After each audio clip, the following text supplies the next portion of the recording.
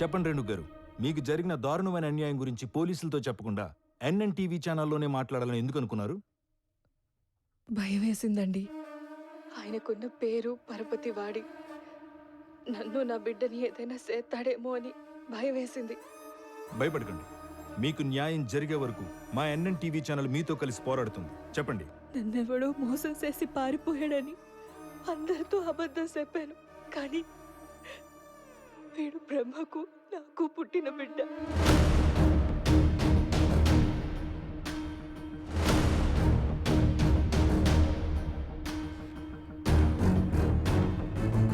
అన్నా అని పిలిచివి అబద్ధం ఆడుతుంది.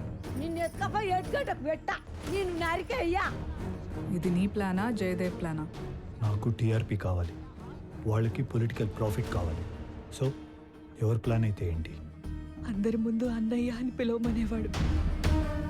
నరకం అనుభవించిన ఆశ్రమంలో నా ఒక్క విషయమే కాదు, అక్కడ ఆశ్రమాన్ని అడ్డెట్టుకుని బ్రహ్మయ్య లాంటి ఘోరమైన పనులు ఎన్నో చేస్తున్నాడు. ఎంతో మంది నరకం అనుభవిస్తున్నారు.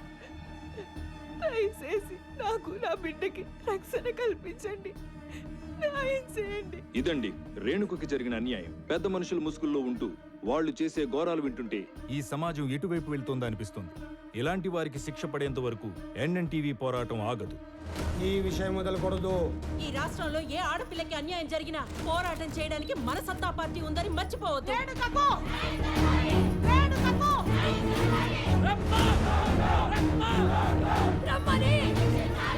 నేను అనుకున్న దానికన్నా చాలా ఎక్కువ సెన్సేషన్ అయింది సార్. కానీ బ్రహ్మ ఎలా రియాక్ట్ అవుతాడో అని కొద్దిగా భయంగా ఉంది సార్. ఇప్పటి నుంచి ప్రొఫెషనల్గా కాకుండా పొలిటికల్గా థింక్ చేయి. అప్పుడు బ్రహ్మ ఏంటి, వాడు పైన ఉన్నోడు కూడా కిందకి రావాల్సిందే.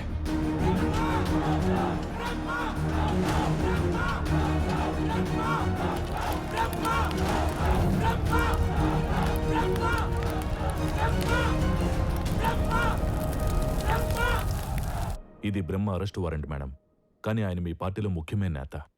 పార్టీ ప్రెసిడెంట్గా మీ కోఆపరేషన్ ఉంటేనే మేము ఈ పనిని స్మూత్గా ఎగ్జిక్యూట్ చేయగలుగుతాం. జరిగిన తప్పుకి ఆధారాలుంటే మా పార్టీ ఆ బ్రహ్మ వెనక నిలబడదు.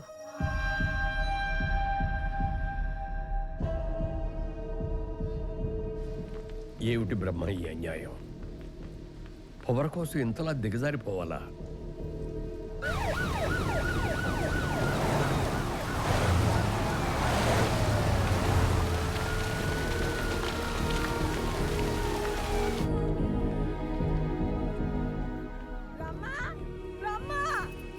పోలీసులు పట్టుకపోతానంటారు. ఇది ఏం కర్మ అయ్యా, ఇది ఏం కర్మ?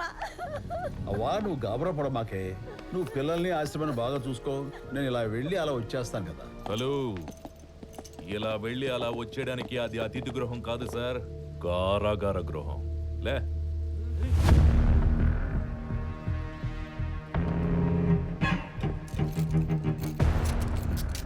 వస్తానన్నాను కదా, ఇది అవసరమా? అవసరమే sir. IPC 376, POCSO act section 4 and 5. ఇది ప్రోటోకాల్ కాదు సార్, చట్టం. చల్.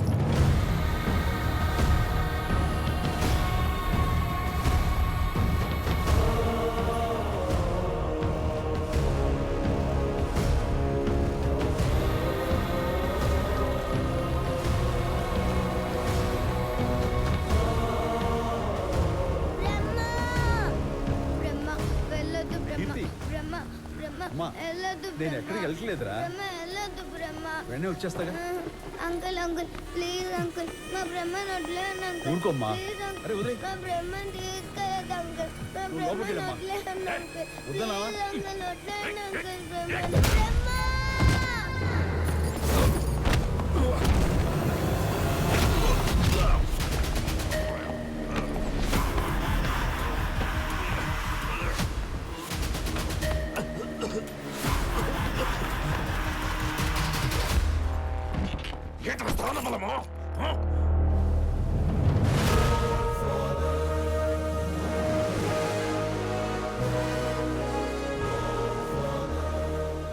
గుండె బలం.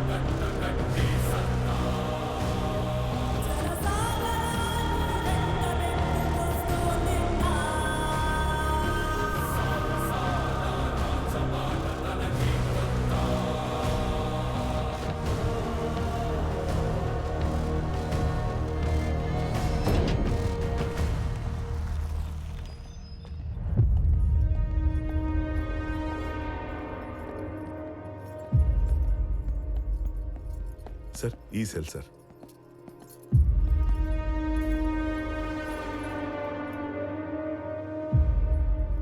ఓపెన్. Okay sir.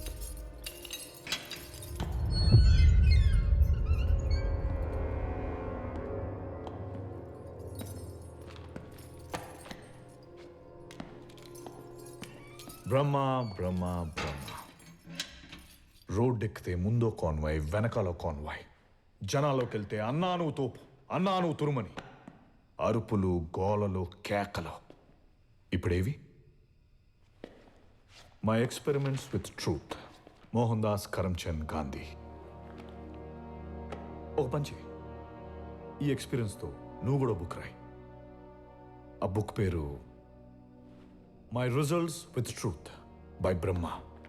జనాల కోసం పోరాడితే చివరికి మనకి ఏది మిగిలిండదని చదివిన ప్రతిఒడికి తెలుస్తుంది. బెస్ట్ సెల్లర్ అవుతుంది.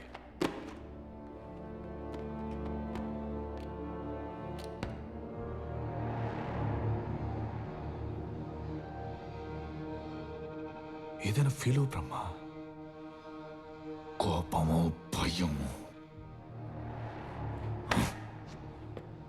నా శత్రువు గుర్తించిన విజయం నా కూటమి కంటే అవమానం లాంటిది.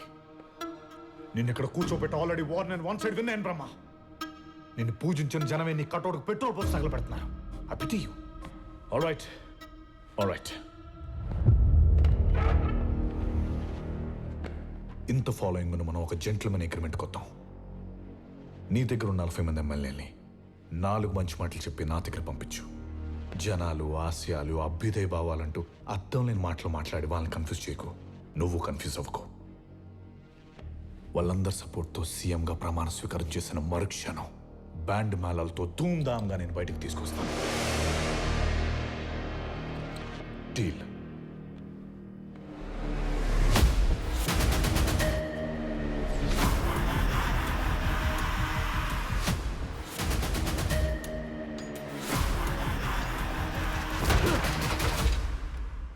జైలు మెతుకులు తిని మహానుభావుడు స్టేజ్ నుంచి మామూలు స్టేజ్కి వచ్చావనుకున్నా. బడవసం. ఇప్పుడు చెప్తున్నా, నీ దగ్గరున్న 40 మంది ఎమ్మెల్యేలని ఎలా లాక్కోలో నాకు తెలుసు. నువ్వు ఇక్కడే లైబ్రరీలో సాలి పురుగుల పుస్తకాల మీద పాకుతూ ఫ్యూచర్ని ఫినిష్ చేసుకో. ఫ్యూ డేస్ నెక్స్ట్ నేను సీఎం అవుతా. ఈ స్టేట్ని నా కంటి సైగతో శాసిస్తా. నువ్వు చూస్తూ ఉండు. Open the door.